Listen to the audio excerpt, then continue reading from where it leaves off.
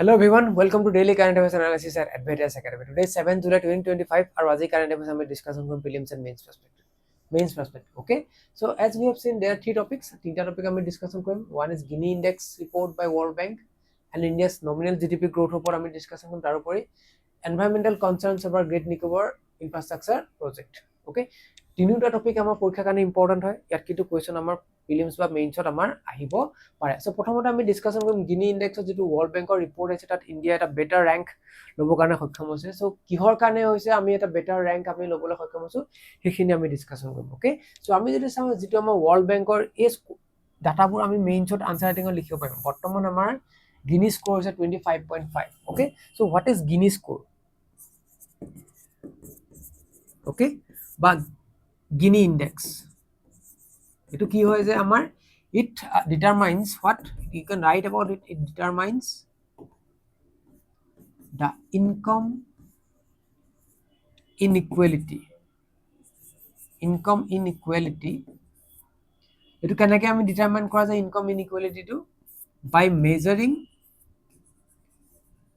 what? By measuring the income or wealth distribution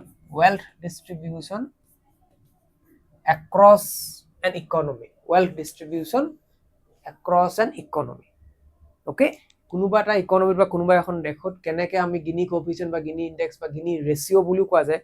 গিনি ৰেশিওটো আমি কেনেকে উলিওৱা যায় বাই ডিটাৰমাইনিং দি ইনকাম ইনইকুৱেলিটি যে সেইখন দেখত কিমান ইনকাম ইনইকুৱেলিটি আছে আৰু হেতু কেনেকে ডিটাৰমাইন কৰা যায় by measuring the income or wealth distribution across the economy. This is very important. Yet at a famous curve eta ase amar. See here. So this is the national income. Jodi ami aneke likho national income. Etu porikha ahe de बहुत important. National income. Okay. Percentage of population jodi ami ar likho. Okay. এই 45 degree jeta amar line jay that is you are a perfect equality boli koya jay. Perfect equality okay or this is you know what inequality sign and this is what Gini index ami ate ahe okay this is what inequality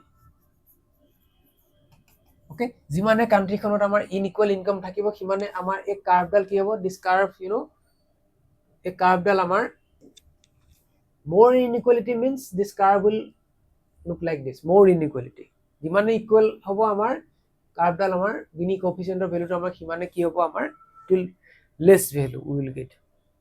okay যিমানে আমাৰ গিনি স্কোৰটো আমাৰ কম হ'ব হেতু এটোৱে খুচাব যে সেইখন দেখত income equality বেছি আছে এটো মনত ৰাখিব যে less score in Guinea score that means what more equality in income more equality in wealth distribution এনেকুৱা কোৱেশ্চনবোৰ আমাৰ কনসেপচুৱেল কোৱেশ্চনবোৰ স্টেটমেন্ট বেসড কোৱেশ্চন পৰীক্ষাত খুদিব পাৰে okay fine so yata mone ko 0 or 0% jodi hoy mane ki hoy perfect equality 0 or 0% hole amar ki khusabo amak you know this is perfect equality ahibo okay kunubar aru jodi 100 or 1 jodi amar ahe hetu ki bujabo amar inequality okay this is what perfect inequality so khoday ami eta bostu khoday achieve kobole chesta kora jay je this is what perfect equality okay jimane amar Gini score to amar kom hobo kimane ki hoy jay etue khusai jay he country khonot je income equality ase wealth distribution to amar equal hoy okay so ami jodi bortoman ami India score to sao etu kiman ase 25.5 indicating high level of income equality okay India G7 or G20 nation ki kibole সক্ষম হৈছে pass পেলাবলে সক্ষম হৈছে including China and US so China Gini score কিমান আছে 35 US কিমান আছে 41 so India ami kiman 25 that means in India we have more and more income equality as compared to China and US etu ami main answer writing ot ami ko paru etu ami koa kotha no etu World Bank or report or pa aise this is come from the World Bank report so gotike apnaloke mon rakhibo je India Gini score kiman 25.5 China kiman that is 35.5 or US so this is the value of US so gotike ami hetu with logic with data we can write this in our mains examination বা ভাইভাত সুধিলেও আমি ক'ব পাৰোঁ যে China আৰু ইউএছতকৈ ইণ্ডিয়াত as Gini score is less than in those China and US তেতিয়া আমি ক'ব পাৰোঁ যে ইণ্ডিয়াত ইনকাম ইকুৱেলিটি আছে then China and US okay so' Gini index এইটো ইয়াতে মই ক'লোৱে অলপ আগতে পাৰফেক্ট ইনইকুৱেলিটি ইকুৱেলিটি কি হয় কোনকেইখন কাণ্ট্ৰি ইণ্ডিয়াতকৈ আগত আছে দিছ are the 3 country okay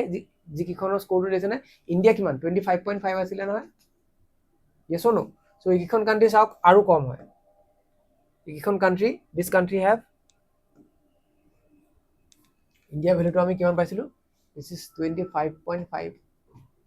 okay but this country has ইণ্ডিয়াতকৈ এইকেইখন কাণ্ট্ৰিত ইনকাম ইকুৱেলিটি আৰু বেছি বাট আমি নিয়েৰ জিৰ' কোনোখন কাণ্ট্ৰিতে দেখা নাই মানে আমি এটা কথা ক'ব পাৰিছোঁ এক্ৰছ দি গ্লোব যে ইনকাম ইকুৱেলিটি কোনো এখন কাণ্ট্ৰিতে নাই এইটো আমি ক'ৰ পৰা ক'ব ৱৰ্ল্ড বেংকৰ ডাটাৰ পৰা আমি ক'ব পাৰোঁ বা গিনি স্ক'ৰৰ পৰা আমি ক'ব পাৰোঁ অ'কে চ' চবতকৈ কম ক'ত আছে আমাৰ value this is Slovak Republic okay fine so' that's why datas are very important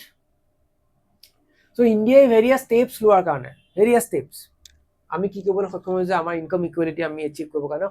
সক্ষম হৈছোঁ okay extreme poverty fell from যিটো আমাৰ 2011-12 আমাৰ 16.2% পপুলেশ্যন আছিলে এতিয়া আমাৰ কিমান আছে extreme poverty 2.3 so' because of various steps various government স্কিমছবোৰ আমি ইণ্ট্ৰডিউচ কৰাৰ কাৰণে okay various policy proactive what আমি ইমপ্লিমেণ্ট কৰাৰ কাৰণে আমি পভাৰ্টি আমি য'ত এক্সট্ৰিম পভাৰ্টি 2011-12 16.2% মানুহৰ আছিলে এতিয়া আমাৰ কিমান আছে দিছ 23. It is from 2.3% 2020-23 according to this report okay fine next আমি চাম যে কি কাৰণে এইবোৰ দেখা পোৱা গৈছে because of various schemes stand up India স্কিমৰ কথা আপুনি ক'ব পাৰোঁ হেল্থ এণ্ড ছ'চিয়েল চিকিউৰিটি স্কিমছৰ কথা ক'ব পাৰোঁ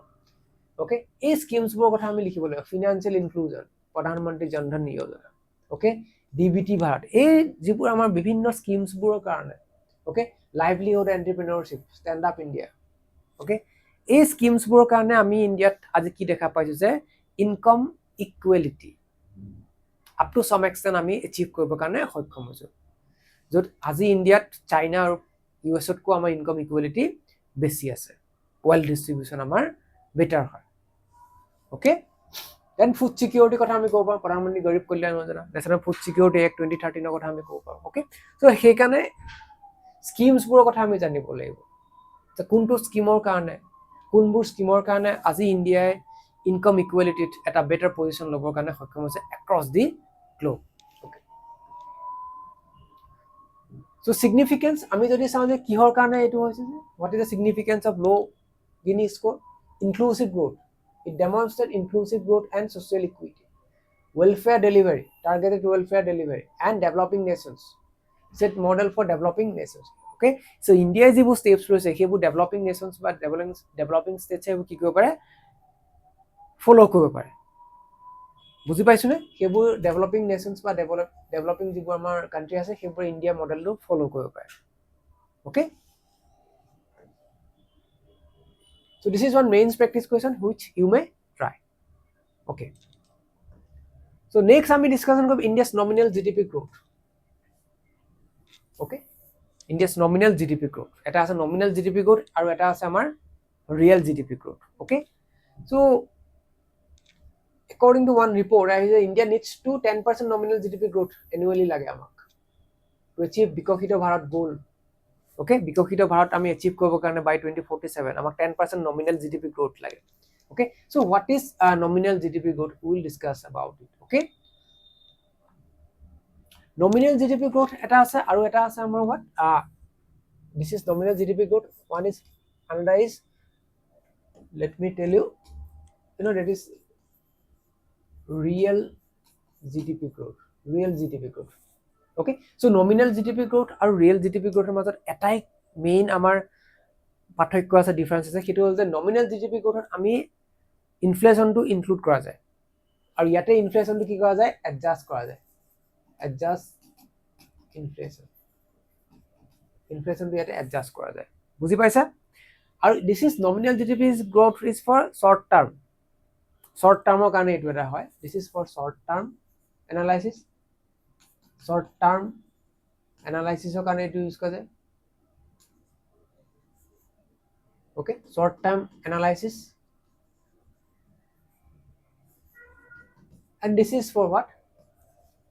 long time বা long term analysis কাৰণে এইটো ইউজ কৰা okay এইকিটা মনত ৰাখিব real GDP growth and nominal GDP growth okay so আমি যদি বিকশিত ভাৰত by 2047 achieve কৰিব লাগে so ইয়াত আমি nominal GDP growth আমাৰ যেটো rate that is 10% হ'ব লাগিব okay আমি যদি চাও real GDP growth বৰ্তমান আমাৰ 6.5 one of the fastest growing economy of the world India okay post covid era after post covid yes or no so এইবোৰ কনসেপ্টবোৰ আমি জানিব লাগিব নৰমাল nominal GDP কি হয় বা আমাৰ real GDP কি হয় okay very important পৰীক্ষাত এনেকুৱা ধৰণৰ কোৱেশ্চনবোৰ অহা দেখা পোৱা যায় okay so strategic implication for বিকশিত ভাৰত বিকশিত ভাৰতৰ কাৰণে আমি কি কৰিব লাগিব যে সাস্টেইন নমিনেল গ্ৰোথ আমি এচিভ কৰিব লাগিব ৰাইজিং পাৰ ক্যাপিটা ইনকাম টো আমি বঢ়াব লাগিব জব ক্ৰিয়েচন কৰিব লাগিব ইন্ডাষ্ট্ৰিয়েল এক্সপানশন কৰিব লাগিব সো জব ক্ৰিয়েচন কেতিয়া হ'ব যেতিয়া আমাৰ ইন্ডাষ্ট্ৰিয়েল এক্সপানশন হ'ব তাৰ কাৰণে আমি পাব্লিক প্ৰাইভেট পাৰ্টনাৰশ্বিপ আমি লগতে আমি আৰু এটা কথা ক'ব যে পিপিপি পাব্লিক প্ৰাইভেট পাৰ্টনাৰশ্বিপটো আমি প্ৰমোট কৰিব লাগিব okay trade agreement and global partnership is crucial trade agreement and global partnership is crucial for export led growth technology infusion and skill and capital development skill development is another important area skill development আমি কৰিব লাগিব export কৰিব লাগিব okay and technology infusion আৰু তাৰ কাৰণে আমাক কি লাগিব global partnership global collaboration আৰু ইণ্ডিয়া কি কৰিব লাগিব যে world's best practices in various field space or hawk defense or hawk okay in various field medicine or hawk engineering or hawk infrastructure development or hawk in various field India needs to adopt the best practices of the world আৰু তাৰ কাৰণে কি কৰিব লাগিব যে যিবোৰ আমাৰ develop country আছে সেই ডেভেলপ কান্ট্ৰিবোৰে কি কৰিব লাগিব যে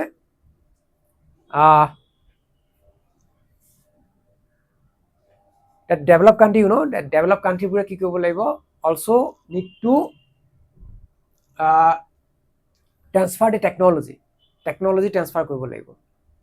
for the developing or least developed country সেইবোৰ কথা আমি নিজেও লিখিব লাগিব যে যিবোৰ আমাৰ ডেভেলপ কান্ট্ৰি আছে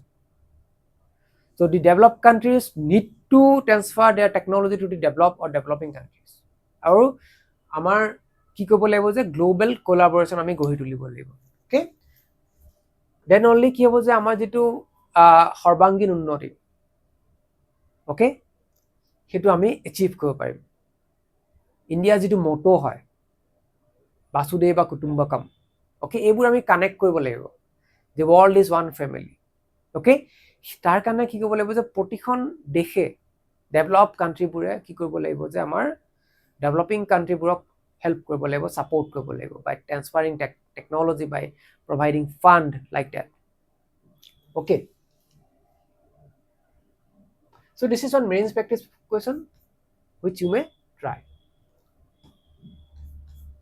okay so another important topic আমি discuss on environmental concern about Great Nicobar infrastructure projects okay so Great Nicobar এটা infrastructure project এটা launch কৰিছে recently so তাৰ পৰা কিছুমান environmental concern আহি পৰিছে so সেইখিনি আমি discussion কৰিম very important okay এটা এটা বহুত important term এটা আছে EIA environmental impact assessment so recently আমি যদি দেখা পাওঁ যে 72000 crore rupees Great Nicobar infrastructure project এটা launch কৰিছে okay so সেই তাত according to that a Great Nicobar infrastructure যেটো আমাৰ project হয় তাতে আমি কি কৰিব কৈ আছো যে transshipment port okay international airport township development gas and solar based power plant আমি তাতে ডেভেলপ কৰিব কৈ আছো Great Nicobar okay আৰু এইখিনি কৰিব জনতে কি কৰা গৈছে যে আমাৰ এনভায়ৰনমেন্টাল ইম্প্যাক্ট অ্যাসেসমেন্ট টমতে এতিয়া ৰিপোৰ্ট আহিছে যে ইয়াতে বহুত কিছুমান এনভায়ৰনমেন্টাল থ্ৰেট আহিব পাৰে okay the project granted environmental and preliminary forest clearance by the center okay executed by Andaman Nicobar Island Integrated Development Corporation okay so these are the projects Great Nicobar আমাৰ infrastructure development যেটো আমাৰ program হয় infrastructure programত একিটা আমাৰ project main project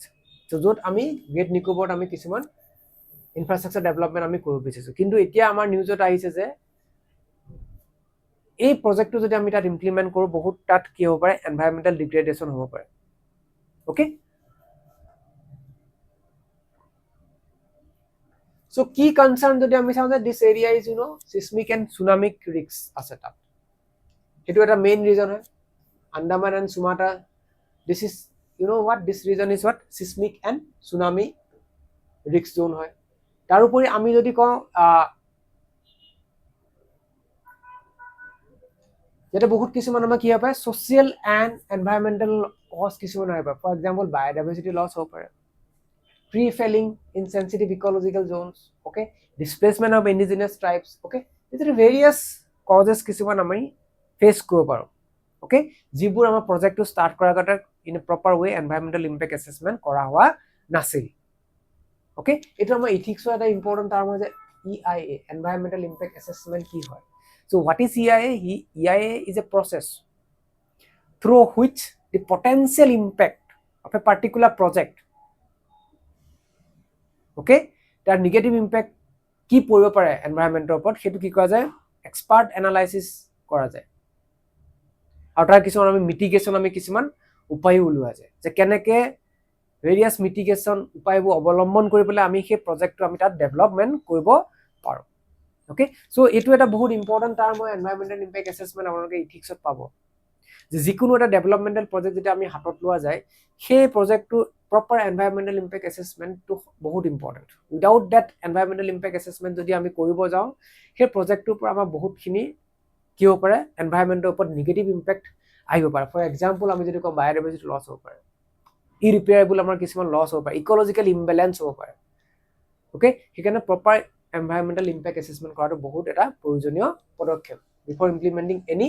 project Implications for policy and development যদি আমি highlight the tension between infrastructure development and ecological sensitivity ecological imbalance হ'ব পাৰে বুলি কৈছে raises question on the credibility of EIA processes যে EIA যেটো ক্লিয়াৰ দিছিলে প্ৰথমতে সেইটো তাৰ ওপৰত কি হৈছে মানুহৰ questions আহিছে and scientific rigor in environmental decision making suggested need for disaster risk assessment and great transparency in environmental impact assessment program environmental impact assessment EIA reporting okay inclusion of independent expert views এই কিটা আমাৰ কি কৈছে যে way forward আমাক কৈছে যে যেটো EIA report প্ৰথমতে আহিছিলে according to that clearance দিছিলে সেই ৰিপৰ্টটো আমাক কি হ'ব লাগিব আৰু যেটা ট্ৰান্সপাৰেন্ট way হয় আৰু যেটা ট্ৰান্সপাৰেন্ট হয় EIA ৰিপৰ্টটো আমি more transparent কৰিব লাগিব আৰু independent expert review লাগিব তাৰ ওপৰত register risk assessment কৰিব লাগিব so these are the suggested recommendation so then only তাৰ পাছতহে আমি কি কৰিব পাম যে আমি সেই প্ৰজেক্টটোত আমি আগবাঢ়িব পাৰিম okay so this is one mains practice question which you may try okay so thank you everyone for joining the class okay thank you